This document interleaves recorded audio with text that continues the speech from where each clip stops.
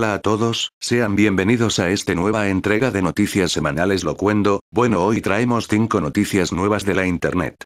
Y espero que les guste, y sin más demora vamos a comenzar. Para empezar esta noticia, lamentablemente medio millón de usuarios puede quedarse sin internet en julio.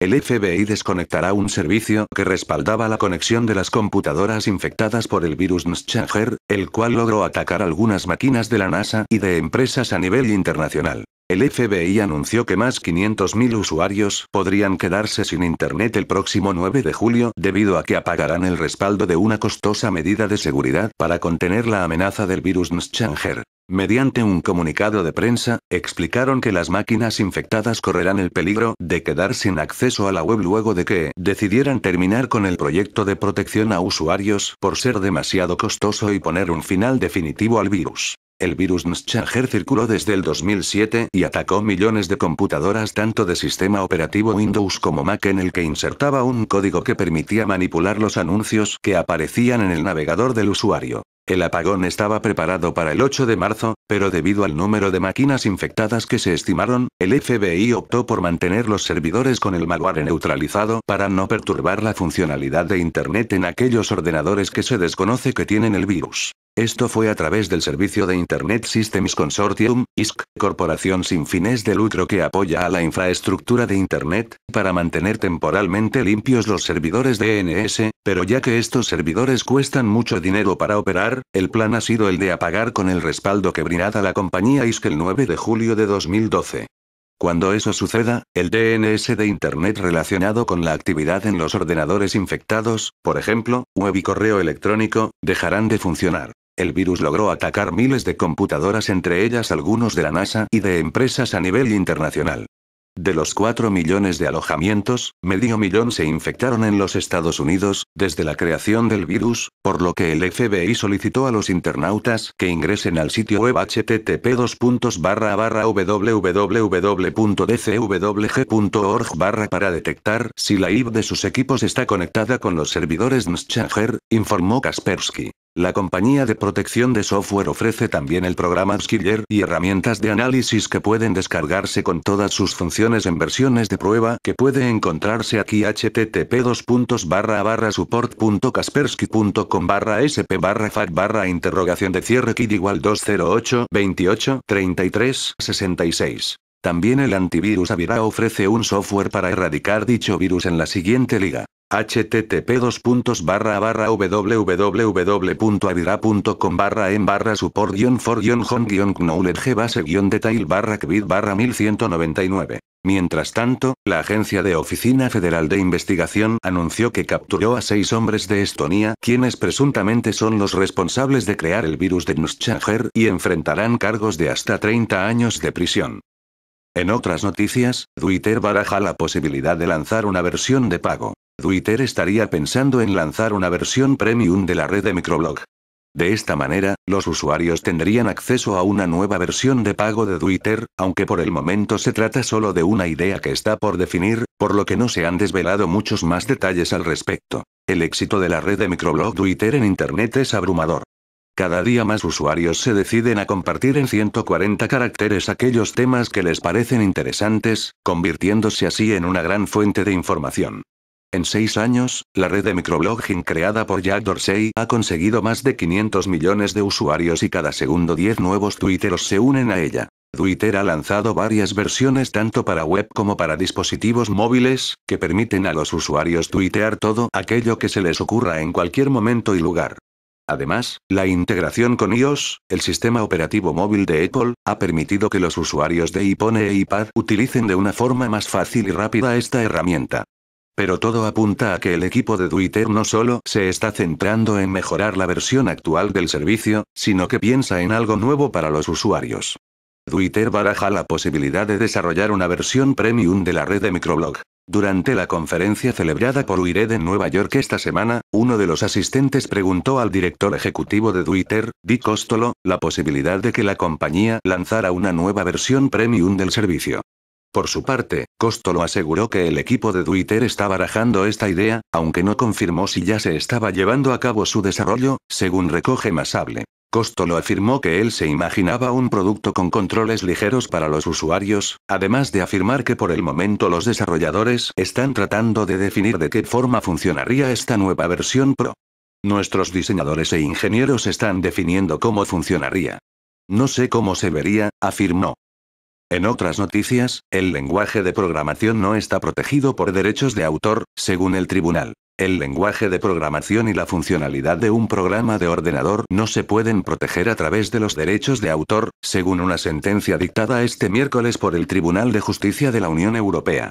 El fallo precisa que el adquirente de una licencia de un programa de ordenador tiene derecho, en principio, a observar, verificar o estudiar su funcionamiento para determinar las ideas y principios implícitos en él, señala un comunicado del tribunal. La sentencia se refiere a la demanda presentada por la empresa SAS Institute Incorporated contra la sociedad World Programming Ltd., WPL, por haber copiado los manuales y los componentes del sistema SAS, infringiendo a su juicio los derechos de autor y la licencia de la versión de aprendizaje. SAS Institute Incorporated desarrolló el sistema SAS, un conjunto de programas que permite a los usuarios realizar tareas de procesamiento y análisis de datos, en particular estadísticos. El componente básico del sistema permite a los usuarios escribir y ejecutar programas de aplicación escritos en el lenguaje de programación SAS y que permiten el tratamiento de los datos. La empresa World Programming Ltd., WPL, creó el World Programming System, un sistema sustitutivo capaz de ejecutar programas de aplicación escritos en lenguaje SAS.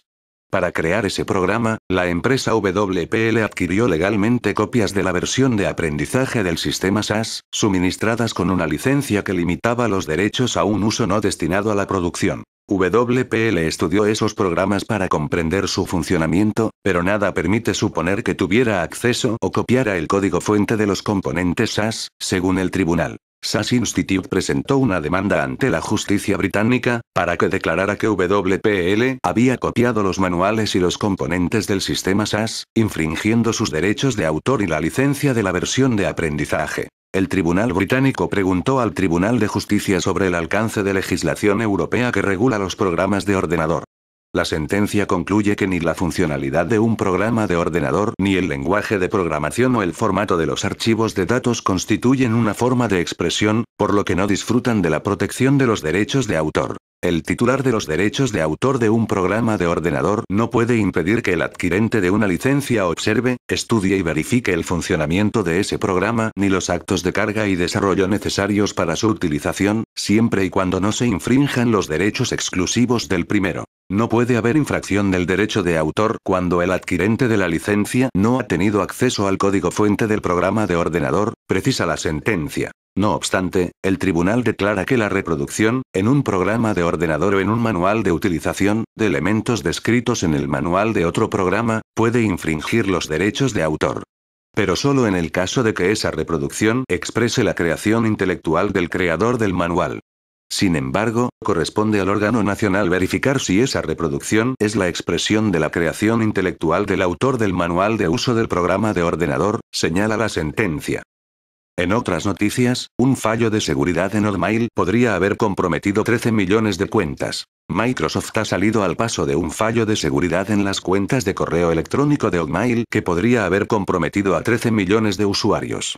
La empresa de Bill Gates ha corregido el error del que se aprovechaban los hackers para conseguir acceso a las cuentas en menos de un minuto. Y lo peor es que la forma de hacerlo se había publicado en varios foros, donde se demostraba cómo conseguirlo. La vulnerabilidad en la seguridad provenía del sistema de restablecimiento de contraseñas de Hotmail.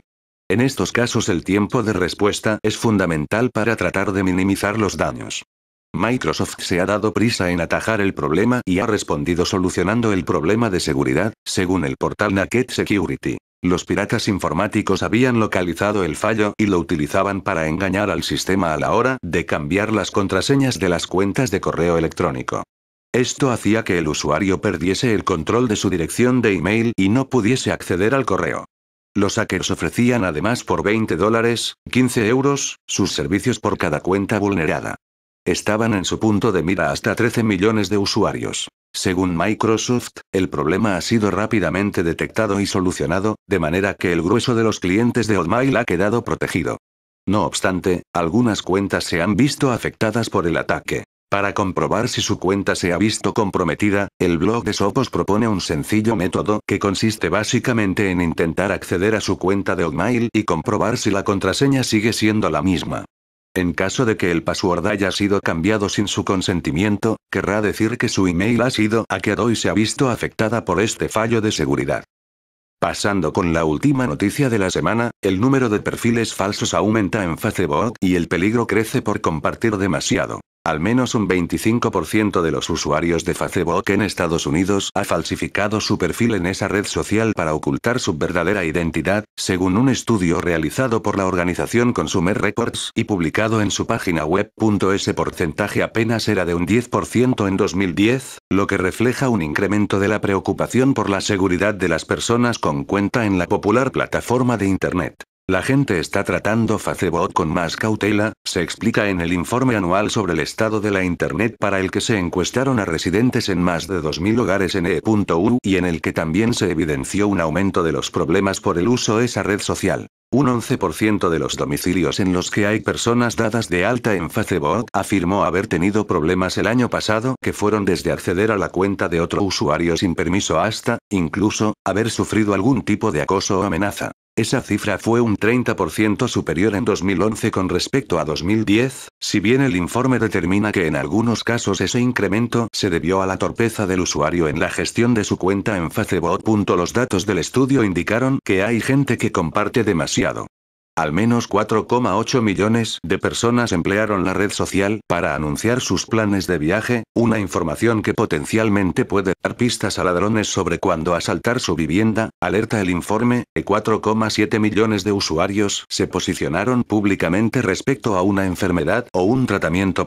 Las referencias sobre temas de salud podrían llegar a repercutir en cómo las aseguradoras privadas valoran el coste de una póliza para un posible cliente en el futuro, se apunta desde Consumer Reports. Otra conclusión significativa es que 13 millones de usuarios de Facebook en Estados Unidos jamás han modificado las opciones de privacidad de su perfil en la red social o incluso declararon no saber que era posible determinar cómo y con quién se comparte la información que publican. La organización estimó que en 2011 Facebook cerró en torno a 800.000 cuentas en la red social creadas por menores de 13 años, edad mínima para ser usuario legal de esa plataforma, si bien calcula que 5,6 millones de niños tienen aún perfil en Facebook.